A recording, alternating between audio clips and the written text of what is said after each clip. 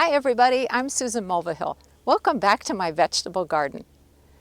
Almost all of our snow has melted. We're coming into the middle of March and I am so excited about this new growing season. I thought what I would do today is take you on a tour of different aspects of my vegetable garden because I get so many questions about them. You're certainly going to be seeing a lot of my garden in the coming months, so that's the perfect topic for today. I want to apologize for the sunglasses, but it is very bright today, and I'm not complaining, but I have very wimpy blue eyeballs, and they need to have these sunglasses on. For those of you who are new to my videos, I wanted to introduce myself. I live in Spokane, Washington, which is about 300 miles east of Seattle, and the hardiness zone here ranges between 5B and 6A. I write the garden columns for the Sunday edition of the Spokesman Review newspaper here in Spokane. I've been doing that for about 16 years now. I've been a Spokane County Master Gardener for 20 years now, had my little anniversary this year. And I am the author of the Vegetable Garden Pest Handbook and co-author of the Northwest Gardener's Handbook. My husband Bill and I love to grow vegetables, and we only use organic methods. I have to tell you, it is very easy to do that, and that's what I'm here for. I love to help people be successful gardening and especially growing their own food and understanding that you don't have to use nasty chemicals in order to grow healthy, productive vegetables. So, each week I shoot a video. I now have over 400 of them on my YouTube channel. I don't know how that happened, but I do. So be sure to check it out. And so this is going to be one of those weekly videos. So let me show you the garden. Let's start with a 360-degree view of the garden.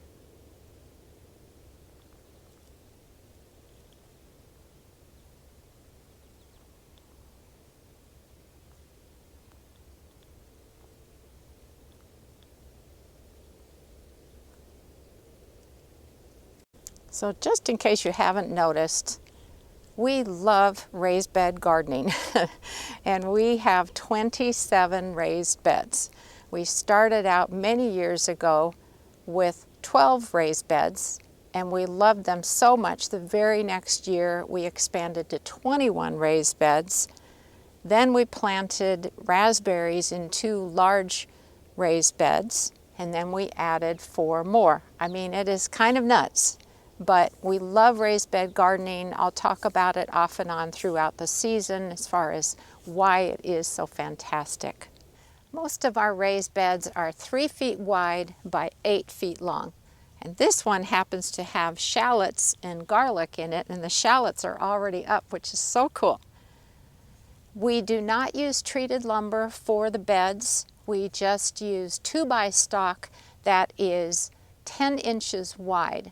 That way it's very easy to assemble them. They're very sturdy. They don't warp or do anything like that. If you're wondering what these white things are on the sides, every now and then I grow a crop that is very susceptible to insect problems. And so I will put hoops over the bed and floating row cover or netting or some type of a barrier to keep those insects away, or sometimes just bird netting to keep birds away from leafy green crops, because I have a problem with that. Those white things are actually 10-inch tall links of 3/4 inch diameter PVC pipe. Most of our hoops are made from recycled 1/2-inch drip tubing, and so I can easily slip a hoop into these upright supports because they're paired all the way down.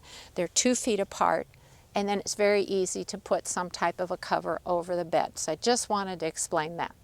We use a drip irrigation system to water all of our raised beds. We have found it to be the most efficient way of watering. And that's because there is much less evaporation than with overhead watering, and is putting the water right at the soil surface where the plant's roots can get to it. Soaker hoses also work well. We used to have them years ago, and the problem was we found that they clogged quite a bit. For all of the beds in this main part of our garden, we're using what's called drip tape, and we have 4 lines per 3-foot by 8-foot bed. The back beds have 1/4-inch drip tubing on them, and Bill feels that if a person is starting out, he thinks that the drip tubing is probably easier to work with and might clog less. So just so you know that.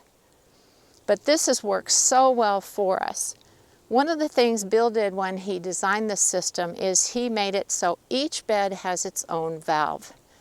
That has really come in handy because sometimes you need to turn down the water or completely turn it off. An example of this, if you saw my tomato pruning videos last summer, you know that I was slowly turning down the amount of water that was getting to the plants, and that was because I was trying to get the last of those green tomatoes to ripen. Another example would be when you're growing onions late in the season when those stalks start falling over.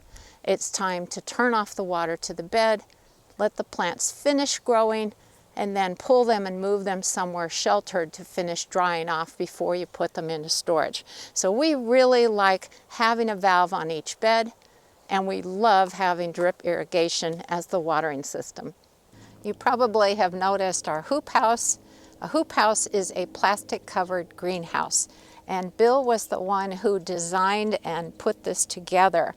If you're interested in learning more about it, just go to my website and do a search on the words Hoop House Project, and you'll find the step-by-step information along with a video showing how we made it.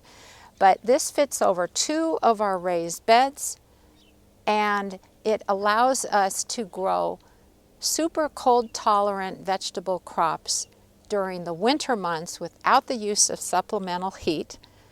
And then in the summertime, we like to grow heat-loving crops such as melons and peppers inside because they really benefit from that little bit of extra heat. It has a door at each end, and what we do once the temperatures warm up and the plants are getting close to blooming, we open one door at the beginning and then eventually both doors. We keep them open, and that's so pollinators can find their way in there. And yes, they do. So that's good. But this is a great system, and you can see I've got some floating row cover in here. Oh, it's nice and warm. And that's because I was growing some cold tolerant salad greens in here.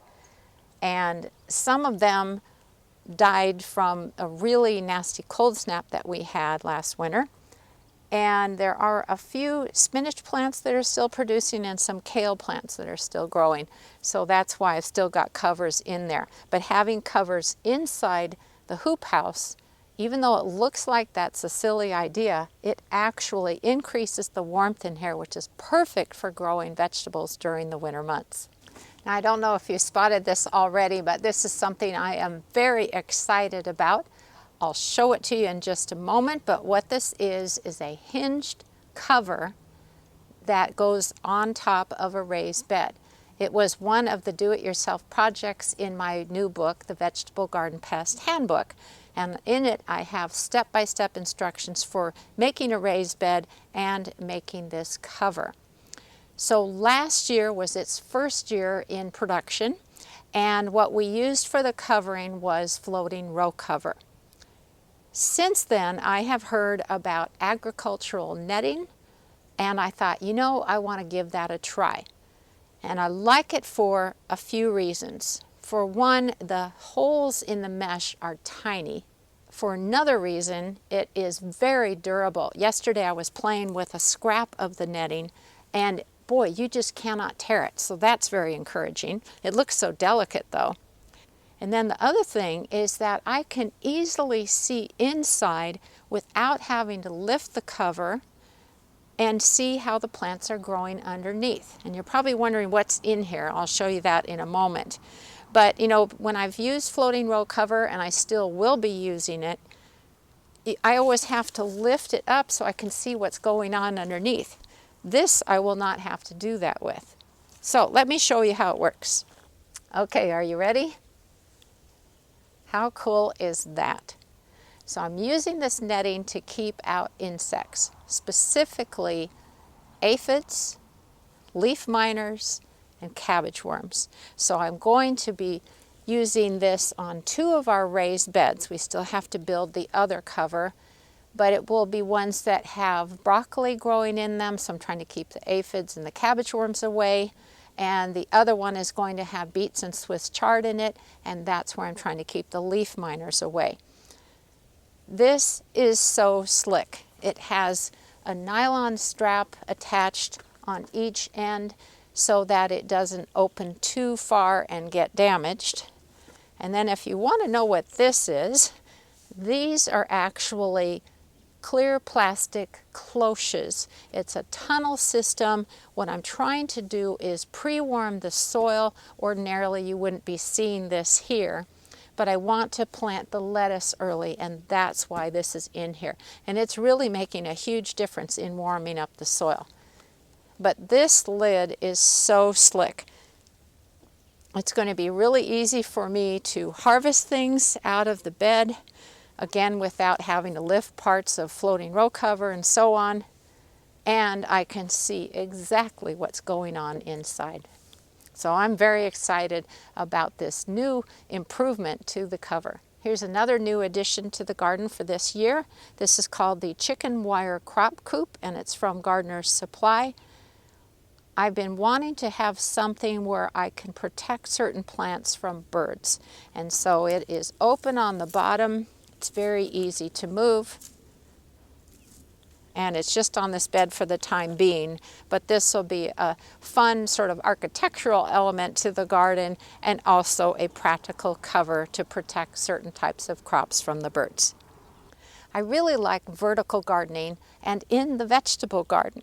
So this arbor was made from 2 cattle panels. Sometimes they're referred to as livestock panels.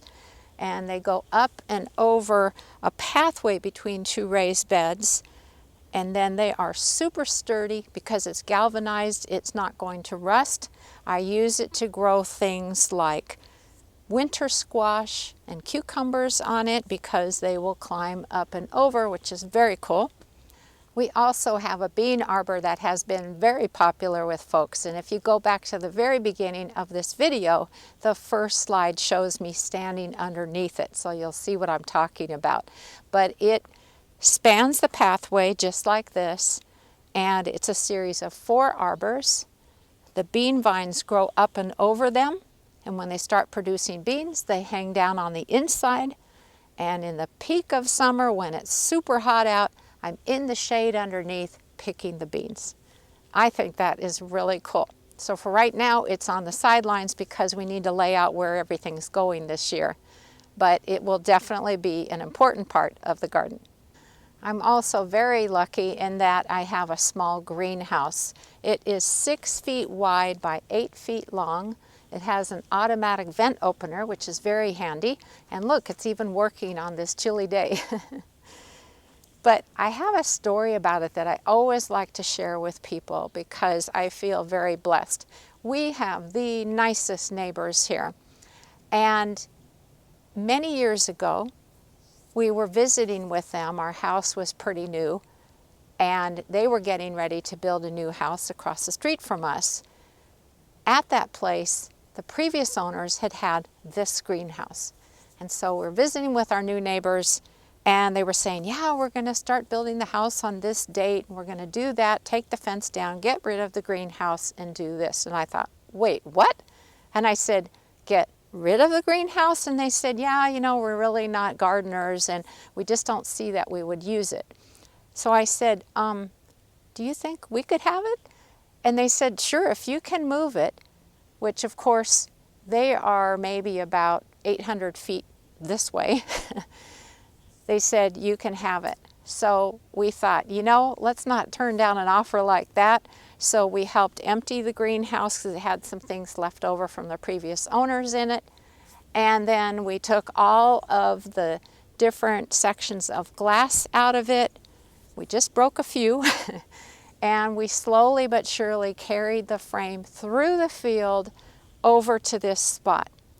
And the hilarious thing that happened is there was a guy riding his horse in the field, and the horse sees that this building is slowly moving through the field, and it was freaking out because it thought, oh my gosh, the building is moving. So it didn't like that, but we were pretty tickled, and we have replaced the broken parts, which are on the sides here, and the top with twin wall polycarbonate panels, which are more energy efficient than glass. Eventually we hope to replace everything, but right now it's like, if it's not broke, why fix it? But this has worked out really great for me. We use it as a staging area for plants that have started indoors, and then at a certain point where they've been up potted but it's not warm enough outside to be planted into the garden, they go out here and bide their time until the danger of frost has passed. So I want to show you one thing inside, and then I think we're all done. Now you'll have to excuse the mess in here, but again, it's very early garden season. I haven't had a chance to set everything up and clean everything up from last year. But I wanted to point out, first of all, that there are 2 8-foot long planting tables in here. They're each 2 feet deep, and they came with the greenhouse, and they are so helpful. But what I really wanted to share with you is that I had this great idea years ago, and I'm so glad I followed through on it.